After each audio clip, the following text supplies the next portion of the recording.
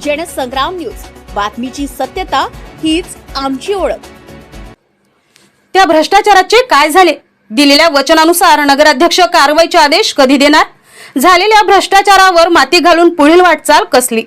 NSPL, Maharashtra enterprises, cycle track इत्यादींचे घोटाळे पुरावे असताना विलंब का? गेल्या बऱ्याच काळापासून वर्धा नगर परिषद भ्रष्टाचाराने चांगलीच माखलेली होती। त्यात निवडणुकीनंतर निवडून आलेले नगराध्यक्ष व नगरसेवक सुधारणा करतील हे अपेक्षित होते। मात्र ज्याप्रमाणे वेळ जातोय त्याचप्रमाणे निवडणुकीदरम्यान दिलेल्या वचनांचा जनप्रतिनिधींना विसर पडला की काय असा बोचरा प्रश्न नागरिक विचारत आहे। NSPL कंपनीला देण्यात आलेले केवळ लाखोंचे बोगस देयके नाही तर कंपनीद्वारे कचरा गाड्या कार्यान्वित नसताना बंद गाड्यांचं देखील बिल काढल्याचा प्रकार उघडकीस आलाय। त्यासोबतच 365 दिवस कचरा उचलण्याचा कंत्राट दिला असताना स्वच्छतेच्या मधात सुट्ट्या मारल्यानंतर नगरपालिकेद्वारे दंड आकारणे आवश्यक होते। मात्र त्यातही कंत्राटदार जणू नगरपालिकेचा जावई असल्यासारखे विशेष सूट दिल्या गेली आहे।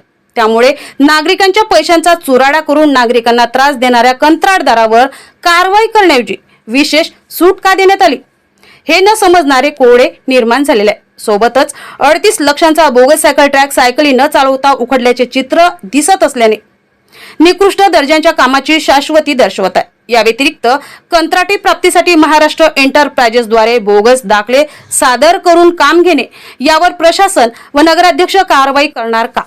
की नेहमीप्रमाणे निवडणुकीदरम्यान आश्वासनाचा पेटारा आणि निवडून आल्यावर नागरिकांच्या प्रश्नांचा पोबारा अशी परिस्थिती कायम राहणार का? असे अनेक प्रश्न नगराध्यक्ष सुधीर पांगुळ यांच्या समोर असून नागरिकांना धीर देणारे सुधीर नागरिकांच्या प्रश्नांवर बधीर तर नाही ना झाले? हा नागरिकांना पडलेला मोठा प्रश्न आहे। त्यामुळे आता तरी भ्रष्टाचारांची चौकशी होणार का हे बघणे लक्षणीय ठरणार आहे। पलाश उमाटे, जनसंग्राम न्यूज, वर्धा।